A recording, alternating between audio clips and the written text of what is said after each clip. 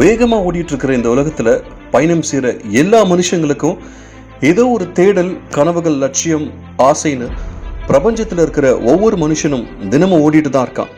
ஆனால் எல்லாருக்கும் எல்லா கனவும் நிறைவேறுதானா? நிச்சயமா இல்லை.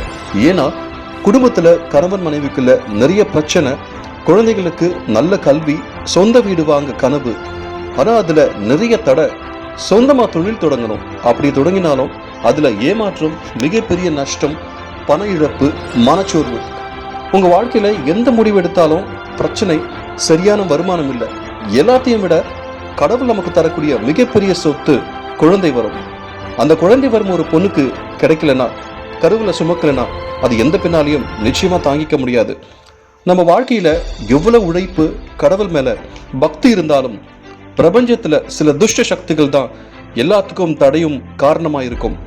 ஆனால் இந்த துஷ்ட சக்திகளையும் உணரக்கூடிய சக்தி நம்மளை படைச்ச பிரம்மனுக்கும் சித்தர்களுக்கும் மட்டும்தான் உணர்ந்து துஷ்ட சக்திகளையும் பஞ்சபூதங்களையும் தன்னுள் அடக்கி சித்தர்களால் மட்டும்தான் முடியும்.